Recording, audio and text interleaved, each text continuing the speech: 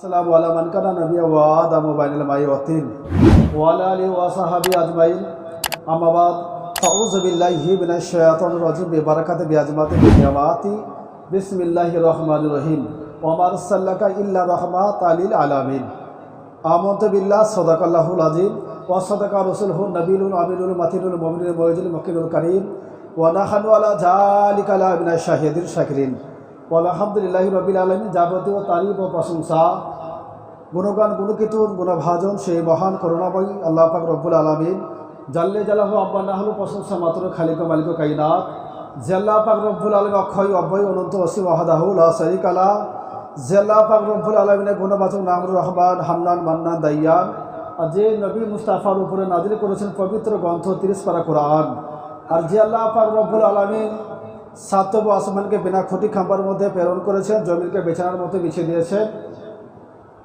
আর যে আল্লাহ পাক রব্বুল আলামিন লাকাদ কারামনা বানি আদম বলে উম্মতে মুহাম্মদ করে প্রেরণ করেছেন এবং আজকে পবিত্র জুম্মার মসজিদে ছোট বড় সকল ব্যক্তিকে নামাজ পড়তে আসার সৌভাগ্য অর্জন করেছেন। তো সেই মহান আল্লাহ পাক রব্বুল আলামিনের জন্য শুকরিয়া আদায় করি, সকলে মিলে বলি আলহামদুলিল্লাহ। অতঃপর তারপরে পরে বিশ্ব নবী মুস্তাফা কালি কামলেওয়ালা যে নবী মুস্তাফা মক্কার প্রাণ মদিনার জান আর যে নবীর উপরে আমাদের সকল মুমিন মুসলমানের ঈমান, যে নবী মুস্তাফা মক্কার লাল মরুর দুলাল আর যিনি নবীতে মুয়াজ্জিন ছিলেন নিয়োগ করে হযরতে বিলাল, যে নবী মুস্তাফা মক্কার মতি মদিনার জ্যোতি আর যে নবী মুস্তাফাকে চিনে জেনে মেনে না নিলে শুধু আমার আপনার নয় তত সারা বিশ্ববাসীর ইমানের হয়ে যাবে বড়ই ক্ষতি।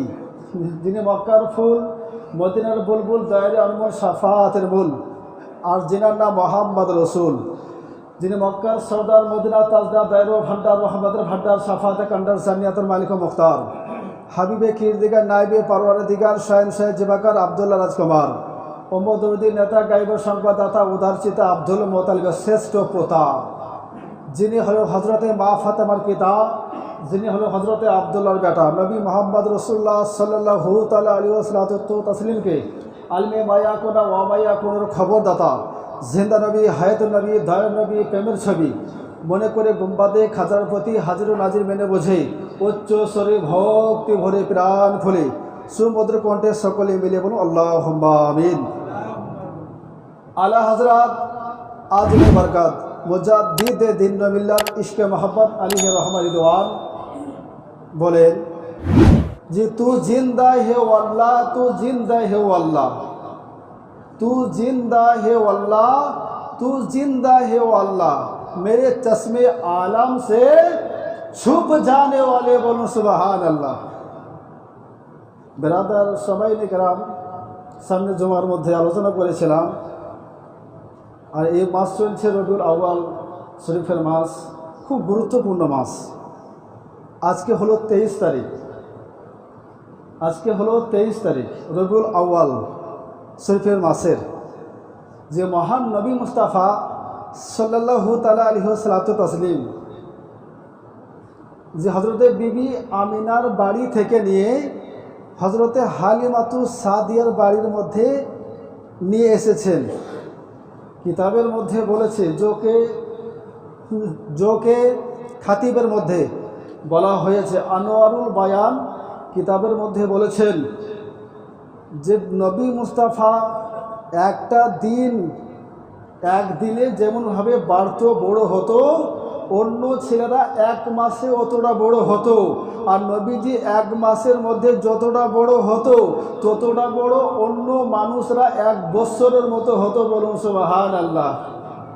নবী মুস্তাফা একদিনে যেটা বাড়তো সাধারণ মানুষ 1 মাসের মধ্যে বাড়তো আর নবী মুস্তাফা 1 মাসের মধ্যে যতটুকু বেড়েছে বাড়তো ততটুকু সাধারণ মানুষদেরকে 1 বছর লাগবে। বলুন সুবহানাল্লাহ। হযরত হালিমাতু সাদিয়া বলে যে আমি নবী মুস্তাফার দুধমা হয়ে আমি নিজে অনেক বড় ভাগ্যবতী হয়েছে। বলুন সুবহানাল্লাহ। তা আমরা তো নবীকে দেখিনি, দেখেছি বাপ যে নবীজিকে দেখেছি যে হযরত আবু বকর সিদ্দিক, উমর, উসমান, আলী, বিবি হালিমাতু সাদিয়া, বিবি আয়েশা, এদের অনেকেই যেনারা দেখেছেন আর তিনারা কত বড় ভাগ্যবান যে নবীর পেছনে নামাজ পড়েছে। আর আজকে আমরা সেই নবীকে বিশ্বাসই করতে পারছি। কিতাব বলছে, হাদিস বলছে, কোরআন বলছে, ইজমাই উম্মত বলছে, কিয়াস বলছে, অনেক কি আছে, 4টে দলিলের মধ্যে বলা হয়েছে। এই দলিলও মানছি না, নিজেই ভাবছি আমরা জ্ঞানী। তো বেরাদার সবাই নেই কেরাম, বিশ্ব নবী মুস্তাফা সাল্লাল্লাহু তাআলা আলাইহি ওয়াসাল্লামের বয়স যখন 2 বছর হলো, 2 বছর বয়স, আর তেনার ভাই আব্দুল্লাহ, নবী মুস্তাফার দুই ভাই, জোরে বলুন সুবহানাল্লাহ। তো কিতাবের মধ্যে বলেছেন হযরতে আব্দুল্লাহ রাদিয়াল্লাহু তাআলা আনহু, আর তিনি কি করতেন, যেটা বাংলা ভাষার মধ্যে বলছে যে ছাগল চরানো, বকরি। তো হযরতে আব্দুল্লাহ রাদিয়াল্লাহু তাআলা আনহু কি করতেন, ছাগল চরাতে যেতেন। দয়াল নবী মুস্তাফা বলতেছে, আম্মা জান, ও আম্মি, বিবি হালিমা তো সাদিয়া, আমি বাড়িতে একা বসে আমাকে ভালো লাগছে না, আমি কি করব, দুধ ভাইয়ের সঙ্গে আমি বকরি চড়াতে যাব, ছাগল চড়াতে যাব। বিশ্ব নবী মুস্তাফা রহমাত লিল আলামিন 2 বছর বয়স মাত্র। কত বছর বয়স? 2 বছর বয়স। কিতাবের মধ্যে বলেছেন 1 বছর বয়সের মধ্যে নবী মুস্তাফা কি করছে, হাঁটতে শিখে নিয়েছে। আর মোটামুটি 1 বছর 2 মাস বা 4 মাস বয়সে নবী মুস্তাফা জবান দিয়ে কথা বলা শিখেছে, বলুন সুবহানাল্লাহ। 2 বছর বয়সে হযরতে হালিমা তো সাদিয়াকে বলে, আমি জান, আমি বাড়িতে বসে আমাকে ভালো লাগছে না, আমি দুধ ভাইয়ের সঙ্গে আমি ছাগল চড়াতে যাব। হযরতে হালিমা তো সাদিয়া বলে, বেটা মোহাম্মদ, যে তোমাকে ছাগল চড়াতে আমি দিতে পাঠাবো না বেটা, আর তুমি জঙ্গলের মধ্যে খেয়ে না খেয়ে রোদে গরমে তুমি কষ্টের মধ্যে থাকবে, আমি বাড়িতে কি করে একা আমি সহ্য করব? আমি তোমাকে কোনো সময়ের মধ্যে চোখের পলকের মধ্যে মোহাম্মদ বেটা, আমি তোমাকে কোনো সময়ের মধ্যে বাইরে আমি রাখতে পারবো না। কে বলছে? বিবি হালিমা তো সাদিয়া। নবী মুস্তাফা আমার জোর করছে, আম্মি জান, আমি বাড়িতে একা বসে আছি, আমাকে ভালো লাগছে না, আমি যদি দুধ ভাইয়ের সঙ্গে হযরতে আব্দুল্লাহর সঙ্গে আমি যাব ছাগল চড়াতে। এইরকমভাবে কাকুতি মিনতি যখন আমার নবী মুস্তাফা করলেন, হযরতে হালিমা তো সাদিয়া রাদিয়াল্লাহু তাআলা আনহা বলছে, বেটা বেশ ঠিক আছে, তুমি কি করো, নবী মুস্তাফাকে তেনাকে গোসল করে দেওয়া হলো। গোসল করিয়ে দেওয়ার পরে নতুন পোশাক পরিয়ে দেওয়া হলো, আতর সুরমা লাগিয়ে দেওয়া হলো, সমস্ত কিছু লাগিয়ে দেওয়ার পরে হযরতে আব্দুল্লাহর সঙ্গে তাকে কি করানো হলো, জঙ্গলের দিকে তিনি গেছে বকরি চড়াতে, বলুন সুবহানাল্লাহ। তো হযরতে আব্দুল্লাহ রাদিয়াল্লাহু তাআলা আনহু যায়। আর ছাগল আমাদের দেখেছেন বা যে সমস্ত মানুষরা ছাগল চড়ায় বা গরু চড়ায়, তো ওরা কি থাকে, সামনে থাকে, আর যে ব্যক্তি চড়ানোওয়ালা সে কিন্তু পিছনে থাকে। আর বকরিকে যখন নিচ্ছে বকরি বলছে, মোহাম্মদ সারা জগতের নবী, পিছনের আমরা সামনে, এটা কোনোদিন হতে পারে? কোথায় বাস করি বাপ? ছাগল বকরি সে বলছে নবী মুস্তাফাকে, 2 বছরের মাসুম বাচ্চাকে বলছে, মোহাম্মদ নবী, আপনি আমাদের পিছন আসবেন, আর আমরা ছাগল বকরি আমরা সামনে সামনে কেমনভাবে যেতে পারি? কিয়ামতের দিনে কীভাবে আল্লাহ পাকের কাছে জবাব দেব? তাহলে বকরি একটা প্রাণ, একটা জানোয়ার, সে ইনসাফ করছে নবী মুহাম্মদ সাল্লাল্লাহু আলাইহি সাল্লাম। আর আমরা আমরা মানুষ, লিখতেও জানি না, পড়তেও জানি না, জানতেও জানি না, কোনো কিছুই জানি না, আমাদের মধ্যে মতভেদ করছি, বেরাদার বাপ, করছি না? কত বড় মারাত্মক ভুল! এ ভুল, কত ভুল, এর মধ্যে অনেক বড় ভুল। তো কি করলেন নবী পাক সাল্লাল্লাহু আলাইহি ওয়াসাল্লাম? সামনের মধ্যে গেলেন। সামনের মধ্যে যাওয়া হলো, নবী মুস্তাফার ঘাড়ের মধ্যে একটা লাঠি রাখা হয়েছে। এমন তো অবস্থায় ওই নবী পাক সাল্লাল্লাহু আলাইহি ওয়াসাল্লাম সকাল থেকে নিয়ে সারাদিন পর্যন্ত সেই জঙ্গলের মধ্যে কেটে যায়।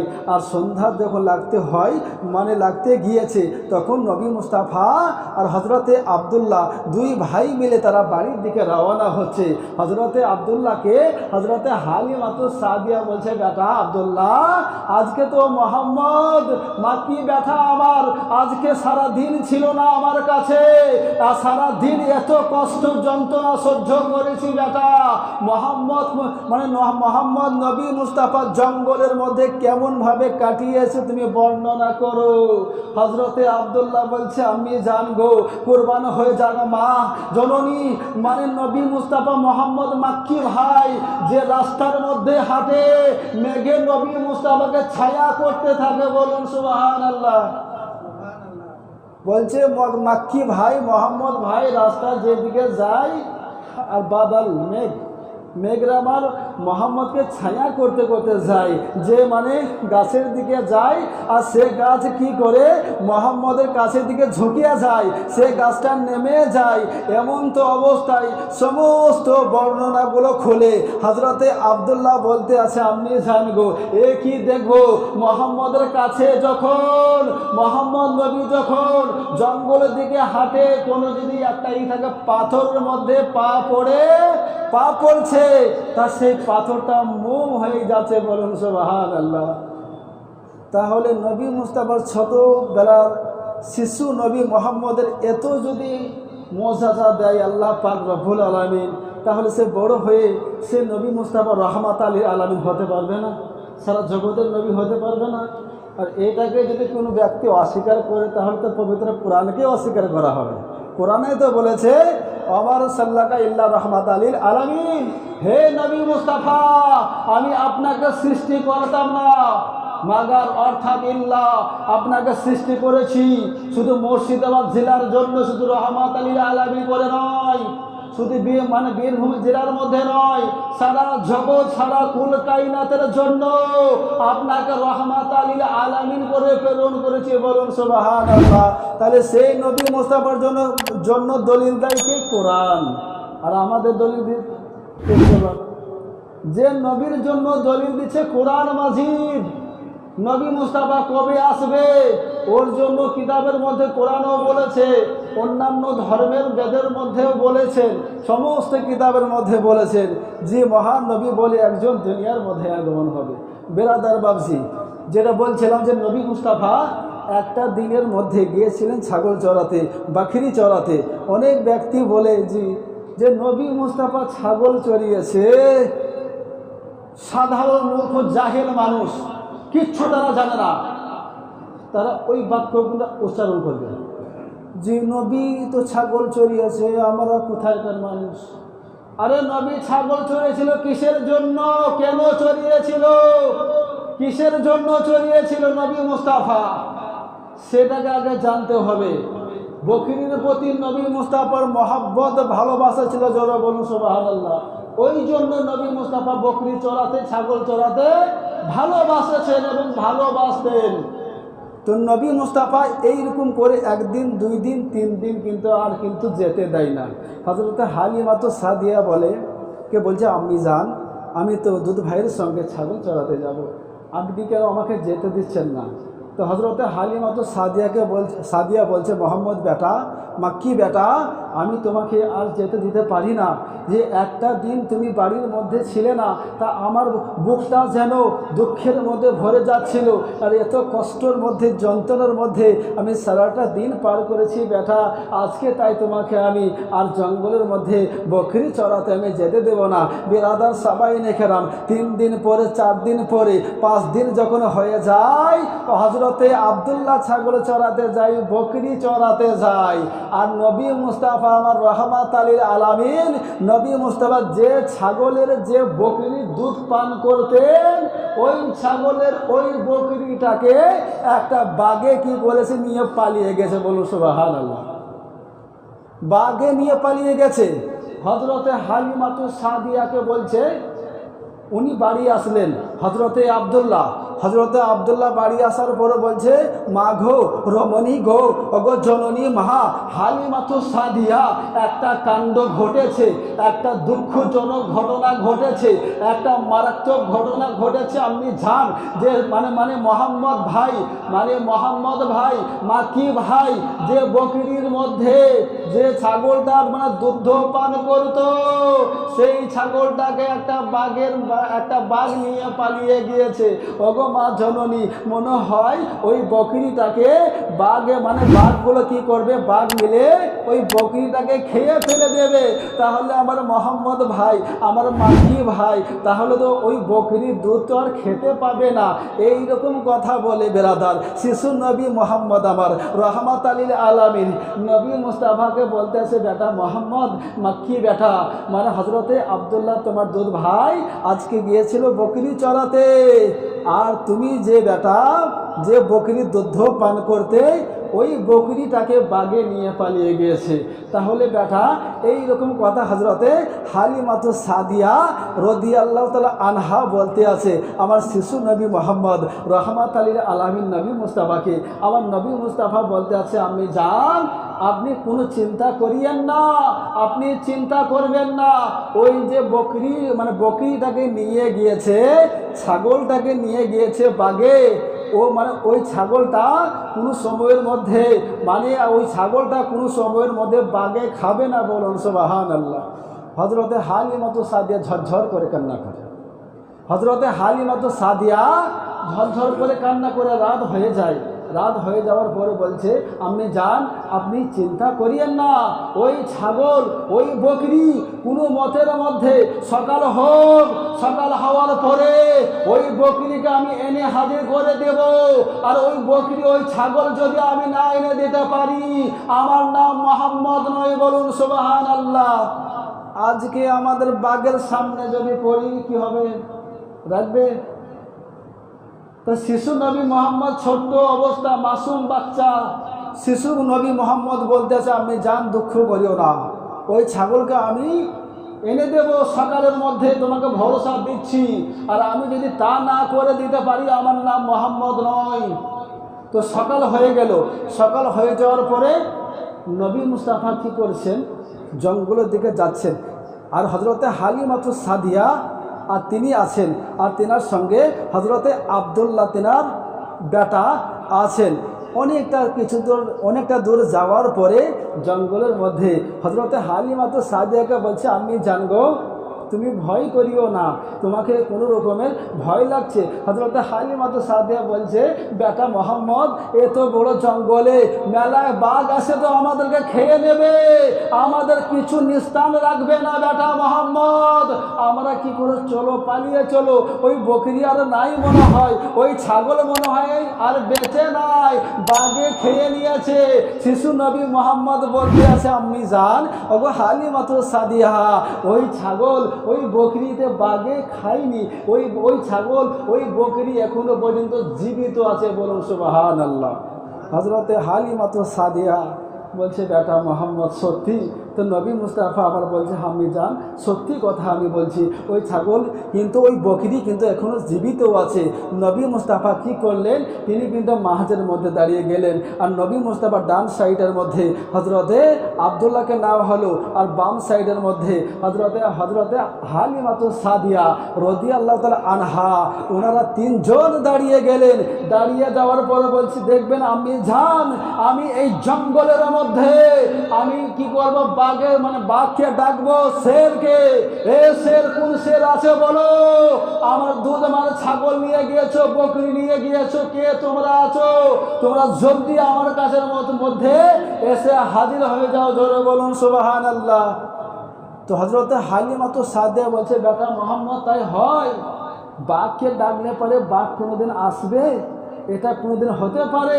হযরতে হালিমাতু সাদিয়া বলছে, মা গো, ওগো রমণী জননী হালিমাতু সাদিয়া, এ বাঘ কি, বাঘের বাপও পর্যন্ত আমার কাছে আসবে। বলুন সুবহানাল্লাহ। এইরকম করে শিশু নবী মোহাম্মদ সেদেরকে বাঘদেরকে ডাকতে লাগলেন। আর যখনই ডাকা হলো, আর ডাকার পরই কি হলো, একটা বাঘ চলে আসলো। এমন তো অবস্থায় সে বাঘটাকে দেখে হযরতে হালিমাতু সাদিয়া ভয় খায়, যে কি জানি না, বাঘের সামনে পড়েছি, বাঘ যদি আমাকে আবার কামড়িয়ে দেয়, আমাকে যদি দুঃখ দেয়, কষ্ট দেয়, এইরকম বলতে আছে। আর শিশু নবী মোহাম্মদ বলতে আছে, এ শের বাঘ, শোনো, ইনি আমার দুধ মা হালিমা, তোমার কাছে আমি জানতে চাই, আমার দুধ মায়ের, আমার আম্মি জানের হালিমা তো সাদিয়ার বকরিকে তুমি কেন চুরি করেছো বলো, আর তুমি কেন জঙ্গল থেকে ছিনিয়ে নিয়েছো বলো। বাঘ ঝরঝর করে কান্না করে, আর বাঘের জবানের মধ্যে আল্লাহ পাক রব্বুল আলামিন জবান খুলে দেয়, আর বাঘ বলে, হে নবী মুস্তাফা, আমি আপনাকে আপনার বকরি চুরি করেছি, আপনার ছাগল চুরি করেছি, এর জন্য আমি ক্ষমা চাইছি হুজুর, এর জন্য আমি মাপ চাইছি হুজুর। তবে একটা কথা আমি বলি হুজুর, আপনি যে জঙ্গলের মধ্যে ছাগল চড়াতে আসতেন, বকরি চড়াতে আসতেন, আপনাকে দেখতে পাইনি বলে আপনার বকরিকে কি করেছি, আটকিয়ে রেখেছি। বলুন সুবহানাল্লাহ। বনের বাঘ সে নবী মুস্তাফাকে দেখার জন্য তার ছাগলকে আটকিয়ে রেখে দেয়, আর সাধারণ মানুষ আর তারা কি বলে, এই নবী মুস্তাফা এমুক, এই নবী মুস্তাফা, অনেক রকমের বিভ্রান্তর মধ্যে মানে তারা ফেলে দেয়, আর তারা আদৌ লিখতেও জানে না, তারা আদৌ পড়তে জানে না। তো নবী মুস্তাফা রহমাতুল লিল আলামিন বলছেন, এ বাঘ, তাহলে বলো, আর তুমি কেন আমার দুধ মার আম্মা জানের বকরিকে তুমি ফিরিয়ে দাও? তো বলতে আছে, হুজুর, আমি এই জঙ্গলের মধ্যে একটা খাল আছে, একটা গার আছে, ওই খালের মধ্যে আমি থাকতাম, আর এমন তো অবস্থায় মানে ঈসাই ধর্মের মধ্যে কিছু ব্যক্তিরা তারা ইসলামের কথা আলোচনা করছিল, যে শিশু নবী মানে একজন মোহাম্মদ নবী দুনিয়ার মধ্যে আগমন হবে, আর ওই মোহাম্মদ নবী এসে ইসলামকে প্রচার করবে। জোরে বলুন সুবহানাল্লাহ। আর ওই নবী মুস্তাফাকে যদি কোনো ব্যক্তি দেখে নাই, ওই ব্যক্তির জন্য আল্লাহ পাক রব্বুল আলামিন জান্নাত ওয়াজিব করে দেবে। বলুন সুবহানাল্লাহ।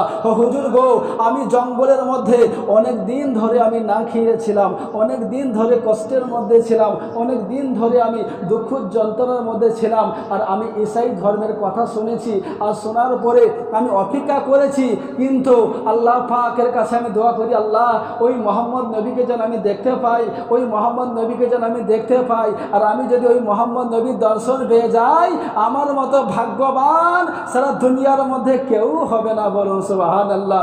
এই বলে আমার শিশু নবী মোহাম্মদ রহমাতুল লিল আলামিন নবী মুস্তাফাকে বলে, মানে শিশু নবী মোহাম্মদ রহমাতুল লিল আলামিন নবী মুস্তাফাকে বলে, হে মোহাম্মদ নবী, তোমার বকরিকে আমি এনে দিচ্ছি, তোমার ছাগলকে আমি এনে দিচ্ছি।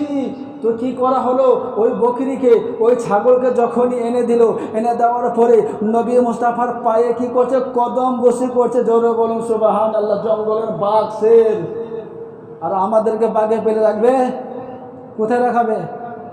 বাঘের সামনে যদি, জানোয়ারের সামনে যদি আমরা পড়ি, আমাদের নিস্থান রাখবে বাঘে, আমাদেরকে খেয়ে শেষ করে দেবে। আর সে বাঘকে বাঘ কি করছে, নবী মুস্তাফা আম্মি জান দুধমা হালিমার মানে যেমন সেই যারা হজ করতে গেলে পারে কাবা শরীফকে চক্কর লাগাতে হয়, বাঘে চক্কর লাগাতে ঘুরছে, আর তাকে বলছে হালিমা তো সাদিয়া মা, মানে তুমি এত রমণী, আর তোমার এত ভাগ্য যে শিশু নবী মোহাম্মদ নবী মুস্তাফার তুমি আম্মি মানে আম্মি জান হতে পেরেছে। বলুন সুবহানাল্লাহ। তাহলে পারে বেরাদার বাবজি বলার উদ্দেশ্য হল বাপ, যে নবী মুস্তাফা আমার রহমাতুল লিল আলামিন নবী মুস্তাফাকে জীব জন্তু জানোয়ার পশু পাখি মানুষ নদ নদী যত ব্যক্তি আছে সকল ব্যক্তির চাইতে আমার নবী মুস্তাফাকে আল্লাহ পাক রব্বুল আলামিন আলাদা করেছে। আর এত আলাদা করেছে, আলাদা করার জন্য আল্লাহ পাক রব্বুল আলামিনের কোরআন বলছে, আমার সাল্লাকা ইল্লা রহমাতুল লিল আলামিন, হে বিশ্ব নবী মুস্তাফা, আমি আপনাকে সৃষ্টি করতাম না মাগার অর্থাৎ ইল্লা, আপনাকে সারা জগতের জন্য আপনাকে রহমাতুল লিল আলামিন করে প্রেরণ করেছি। বলুন সুবহানাল্লাহ। বেরাদার সামাইন কেরাম বাবজি, আর লম্বা চওড়া করছি না, এগুলো বলেই আমি আমার ক্ষুদ্র বক্তব্য ইতি করছি। কহিলাম কথা, পাইলাম যত, লইতেছি বিদায়। আজকের মতো জিন্দাবাদ, মুসলমান জিন্দাবাদ, ইসলামের রীতিনীতি সবাই মিলে করিব গো আবাদ।